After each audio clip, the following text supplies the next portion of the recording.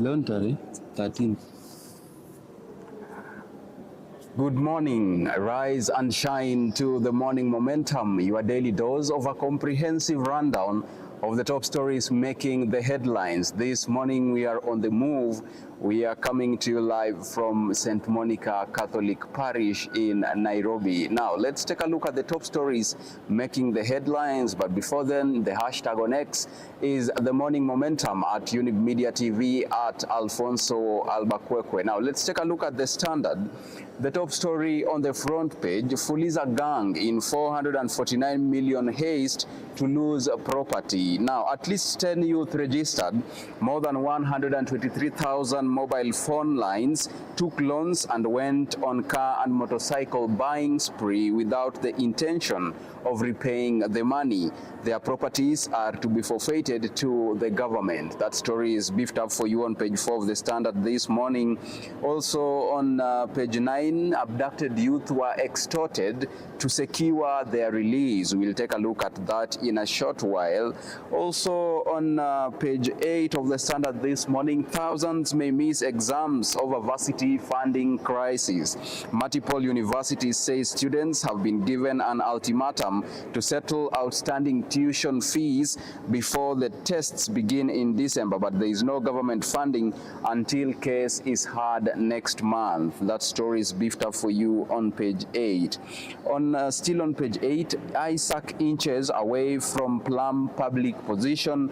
We'll take a look at that in a short while. On page 18, women prone to join cults. Now, new research from the National Crime Research Center shows women are the most susceptible group to join religious organizations, and after conversion, they play a pivotal role in influencing their families to join these groups. That story is beefed up for you on page 18. Now, let's move on and take a look at page 2.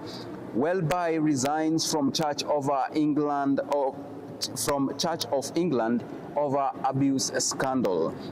Now, Welby admits failure to report abuse despite knowing in 2013. Calls for resignation intensify as church faces crisis in trust. That story is beefed up for you on page 2 of the Standard this morning. On page 3, Rumba legend Papa Noel dies at 83. Musicians and fans pay tribute to the legend. He was a virtuoso guitarist and celebrated figure in the genre of soukous. Former T-pop jazz music Leon's sound brought together generations of music lovers. Our tributes goes to Papa Noel. That story is beefed up for you on page 3 of the Standard this morning. Let's take a look at page 4. The top story this morning, Fuliza scammers in 449 million shillings heist ordered to forfeit high-end vehicles. Now, 10 people were arrested after NCBA Bank detected hundreds of SIM cards had taken out loans but had not repaid them. At least 123,000 lines were used to borrow the money and then switched off. You want to catch up with more insights on that money heist on page 4 of the Standard this morning. On page 5, lawmakers standoff over county funding persists as talks stall. Now, senators insist that 400 billion shillings agreed upon during the last mediation may be maintained, but National Assembly members are in agreement with President Ruto's memorandum to Parliament, which recommended 380 billion shillings. That story is beefed up for you on page 5. Let's take a look at page 6. Universities in crisis as state suspends the new funding model. University funding freeze threatens end of semester exams operations. Thousands of students face uncertainty amid lecturers' strike. You want to catch up with more of that on page 6. Let's take a look at the figures. 2.8 billion shillings is the amount of money out of the 13 billion shillings in scholarships that has been disbursed. This means that the government owes universities 10.2 billion shillings in scholarship funding. That story is beefed up for you on page 6. On page 7 this morning, Ruto picks ex-IEBC boss to as IPOA chair. Now, Ahmed Isaac Hassan and his team expected to oversight the police service. If successful, he will replace Anne Makori and her team, whose term ended on August 31st. That story is beefed up for you on page 7. Let's move on and take a look at page 8, how armed masked men in unmarked cars abducted and extorted Kenyans during protests. Nearly 2 months after the protests, many victims and their families were still too frightened to speak openly, even refusing to show their faces during interviews. Those who did agree to share their faces insisted on remaining anonymous, fearing severe repercussions from the police. That story is beefed up for you on page 8 and page 9 of the Standard this morning. Let's move on and take a look at the expert opinion. Now, pay more attention to men and boys' mental physical health. On November 19th, the world will mark International Men's Day. This year's theme focuses on better health for men and boys, as well as positive male role models. You want to catch up with that? We move on swiftly and take a look at page 14, issues Kenya and Africa should advocate for during COP29. You also have that beefed up for you on page 14. The COP29 is currently ongoing. Now let's move on and take a look at page 16. Judges freeze Ahmed Nasir ban case before High Court. Now, Supreme Court judges banned the senior counsel from appearing before them. The firm's lawyer argued that the judges of the topmost court abused their powers. That story is beefed up for you on page 16 of the Standard this morning.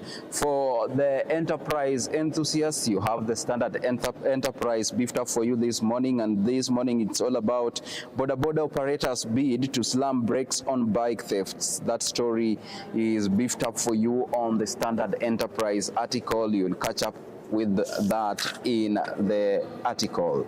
Now let's shift gears and take a look at county news. Report reveals why women are at risk of rogue religious groups. Now, vulnerability is what leads to growth of membership rather than gender. Preachers take advantage of their members' ignorance to mislead them. You want to catch up with that on page 18. On page 19, inside 1.5 billion project to revamp Nakuru's informal settlements. Now, Kenya's informal settlements improvement project has started to regenerate slums. Private developers invest in flats as roads, sewer systems, and security improve. That story is beefed up for you on page 19. Briefly, in Murang'a County, candidate dies in Kandara. Now, a KCSE candidate in Kandara collapsed as she was sitting her examination on Monday. The candidate at Kabui Secondary School fainted as she was sitting her examination and was taken to Kenol Hospital for treatment. That story is also beefed up for you on page 19. In Homa Bay County, Assembly Speaker Gaya resigns. Now, Homa Bay County Assembly Speaker Julius Odhiambo Gaya has resigned. His resignation was announced during the Assembly proceedings on Tuesday by Deputy Speaker Okings Okomo. Now, that story is beefed up for you on page 19 as well. Let's take a look at business news on the Standard this morning. Equity Bank to cut loan interest rates urges further CBK action. Lenders' profit after tax for the third quarter rose to 13.6% of 39.2 billion shillings.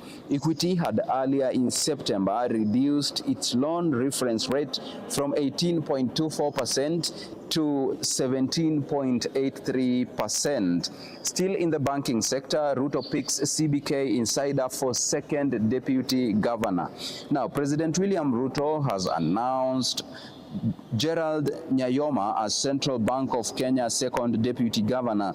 Nyayoma, a 36-year-long insider of currently the director of the bank supervision department, brings extensive experience to the role, having first first joined the banking regulator in 1988. That story is beefed up for you on page 20. Let's take a look at the markets. Trump tariff worries trip up stocks rally.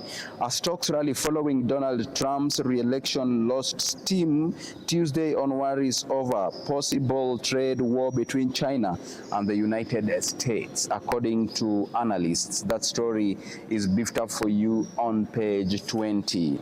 Now, let's take a look at the international news. Arab leaders warn Mid-East peace requires end to Israeli occupation. Now, listen to this. Hard-right Israeli government of Prime Minister Benjamin Netanyahu remains opposed to Palestinian statehood. Hamas later urged Arab and Muslim nations to back up those pledges with action. You want to catch up with that on page 22. Let's stay there a little bit. 35 killed, 43 hurt in car ramming. 35 people were killed and 43 wounded when a car plowed into people exercising around a sports center in southern Chinese city of Zhonghai, local police said on Tuesday. Let's move to South Africa. Prosecutors indict controversial American streamer.